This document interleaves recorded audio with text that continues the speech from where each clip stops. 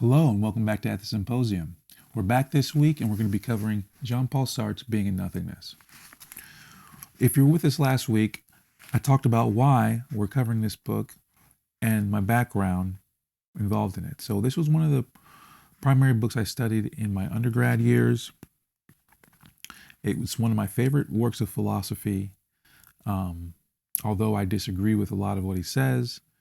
And in this series, we'll get to why that is. But Jean-Paul Sartre's Being and Nothingness, which corresponds to the movement in existentialism, is actually one of the most influential philosophic outlooks and disciplines of the early 21st century, or the early 20th century, going into the 21st century. It has very much shaped the kind of views that we have in the academy today and the trajectory of philosophy. So it's a very important book. The parts of it that I really admire and appreciate are actually the parts of phenomenology.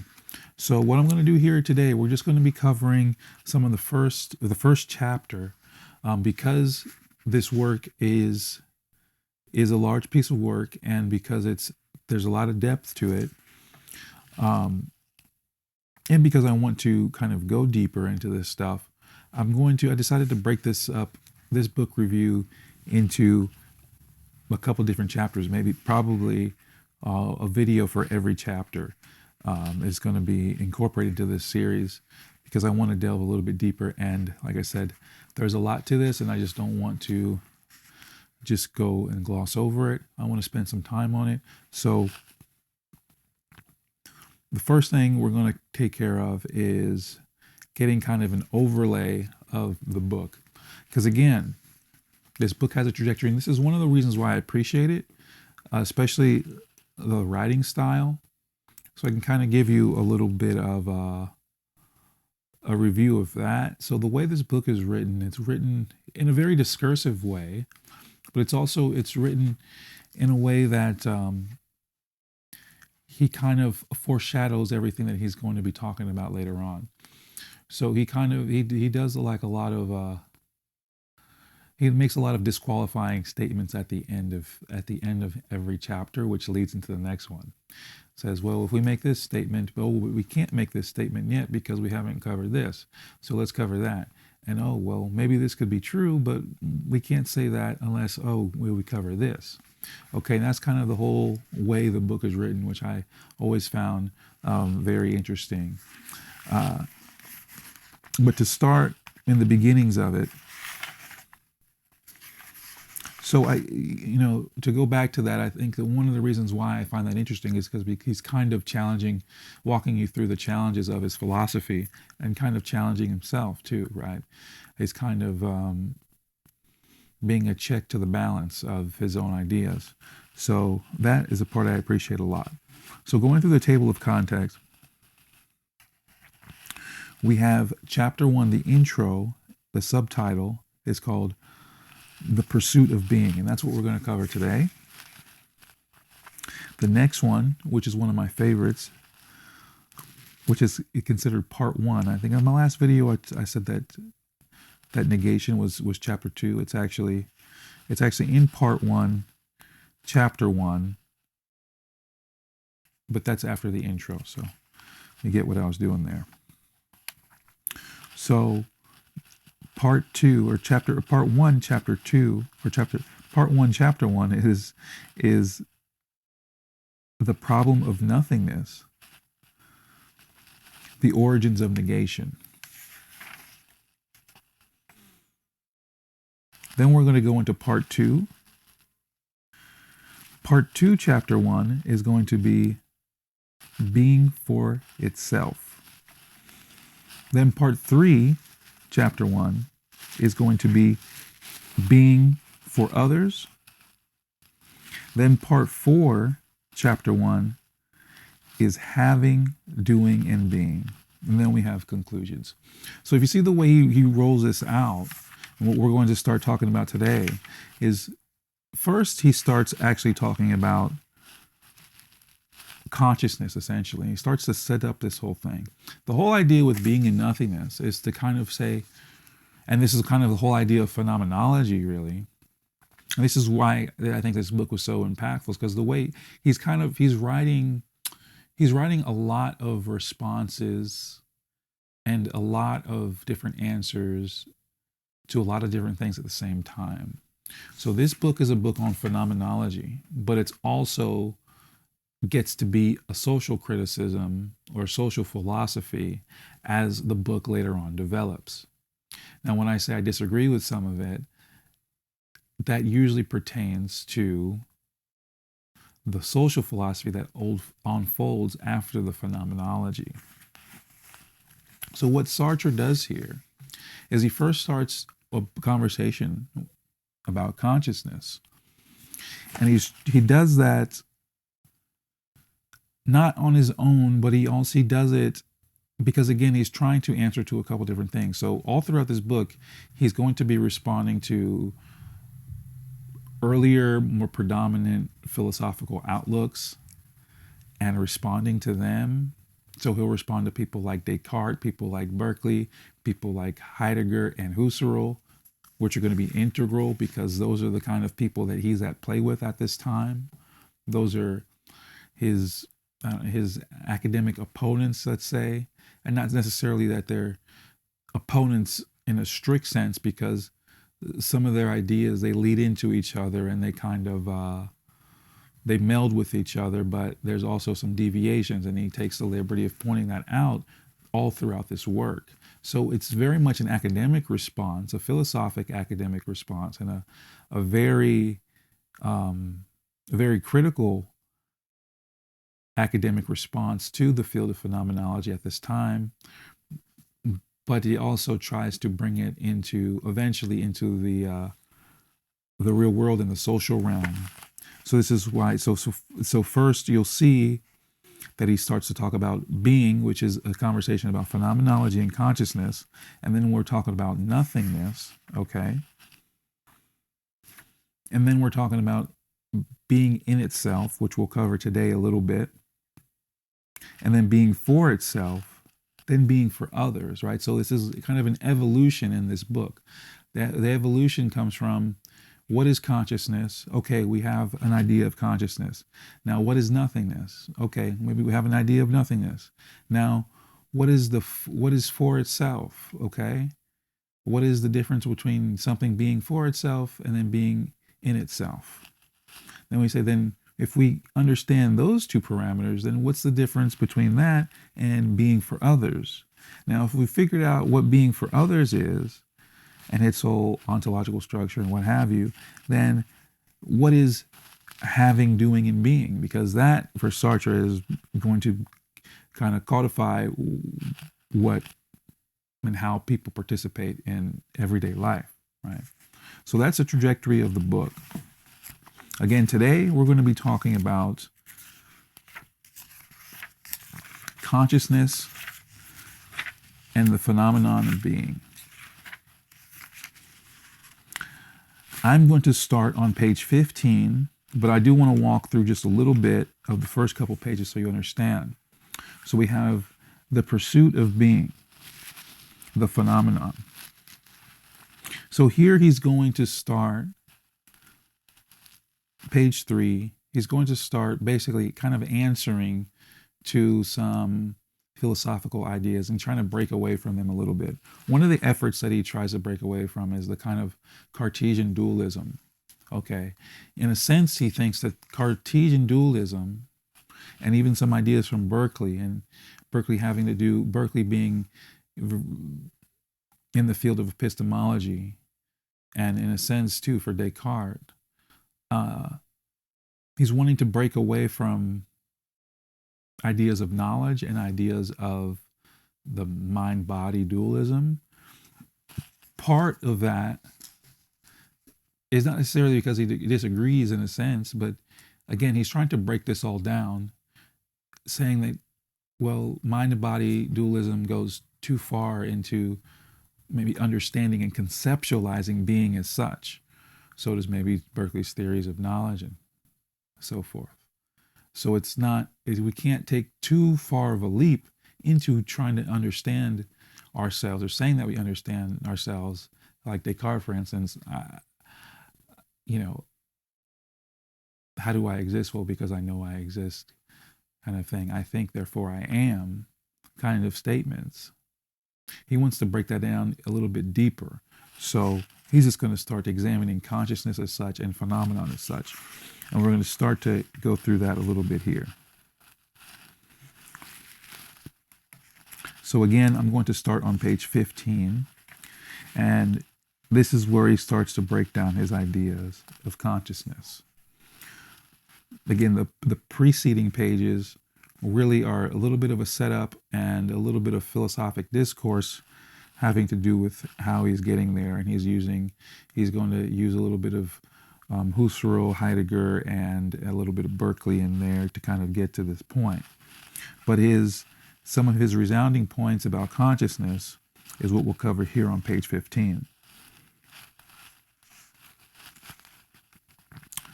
This means that consciousness is not produced as a particular instance of an abstract possibility, but that it is rising to the center of being. It curates and supports its essence, that is, the synthetic order of its possibilities.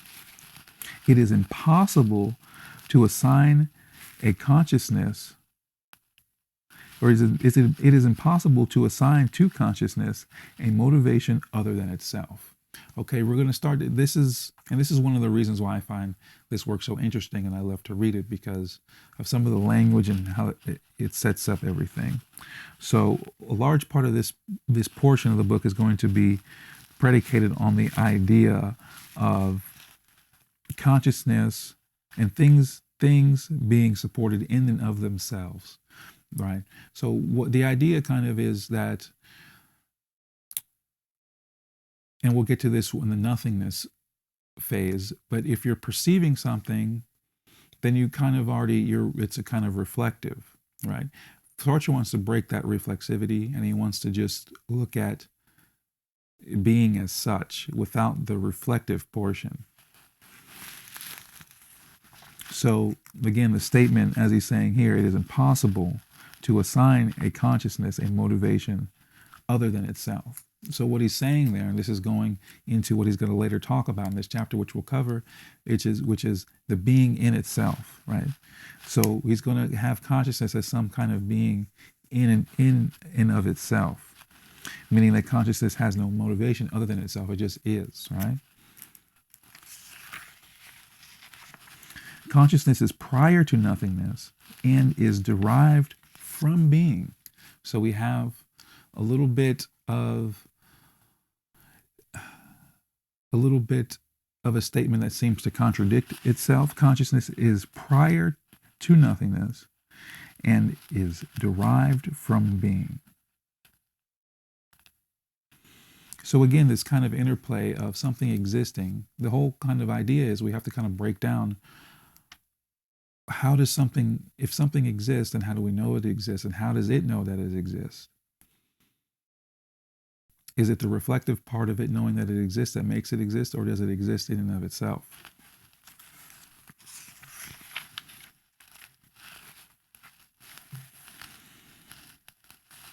We're on page 19 now. Page 18, he starts to discuss knowledge and Berkeley's ideas, which again, if you're interested in that kind of thing, I definitely recommend going through that.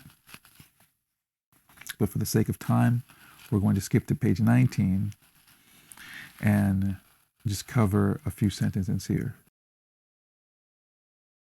Thus, my being supports a mode of being of which it is not the source.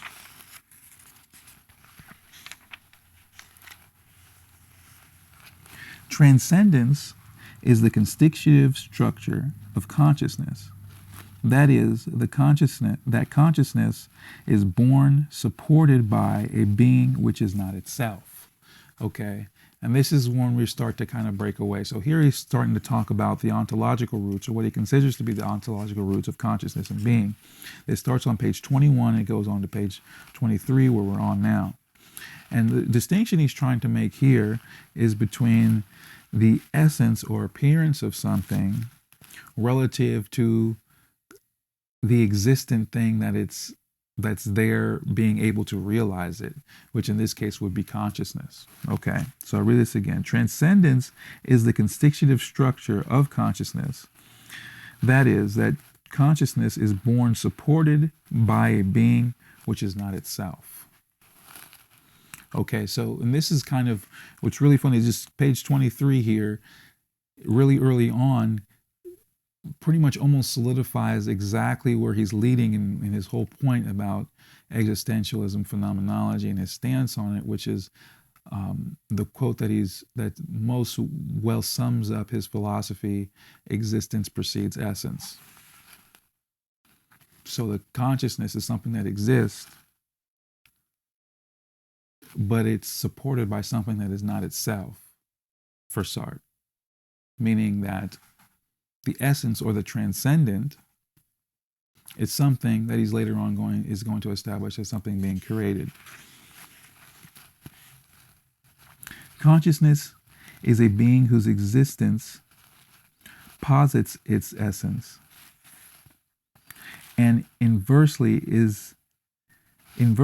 is consciousness of a being whose essence implies its existence, that is, in which appearance lays claim to being. Being is everywhere. So again, this is kind of a reflective act. How do you know something exists? Well, you know it because of your consciousness. How are you conscious of it? Well, because you're conscious of that thing, and then you're conscious of your own consciousness. So he's kind of breaking down all this interplay, and this very swiftly goes into being in itself. And this is kind of what he's talking about here. So being in itself, what is this being in itself? Well, consciousness can always pass beyond the existent, not towards its being, but towards the meaning of its being.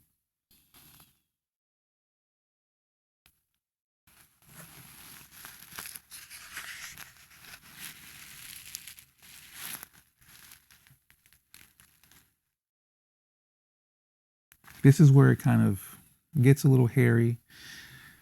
One might find this work difficult because he'll say things and then maybe reject them kind of in certain ways, but then bring it back. So here, as he just stated, consciousness is a being whose existence posits its essence, and inversely, it is consciousness of a being whose essence implies its existence, that is, in which appearance lays claim to being. But then going on to the next page, he says, being is uncreated.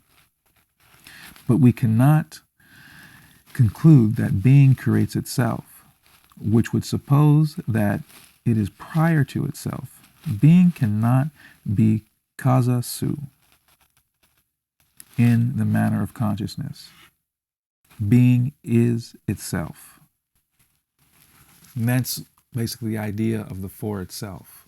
So the idea, the idea of the in itself.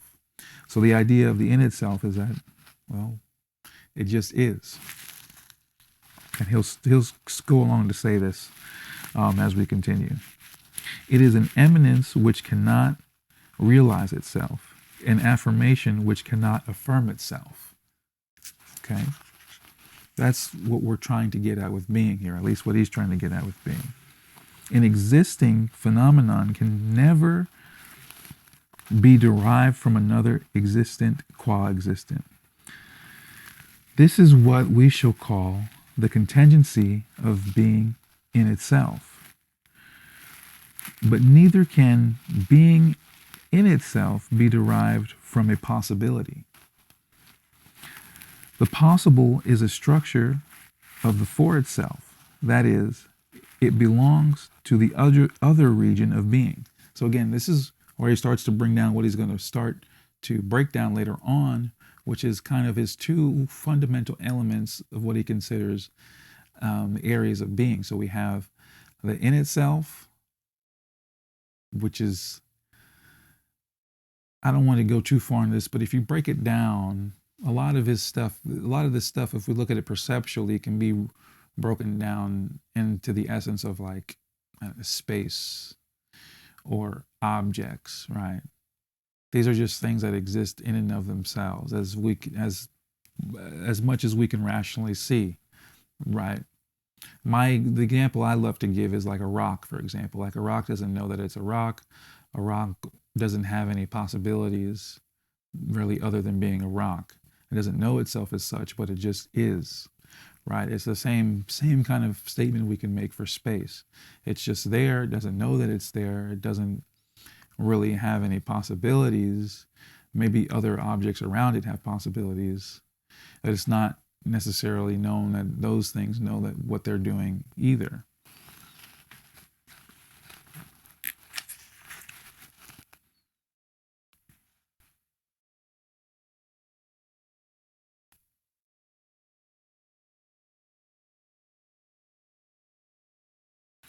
So at the end of this chapter, he leaves off with a couple questions, and this is what I talked about being kind of the discursive nature of this work.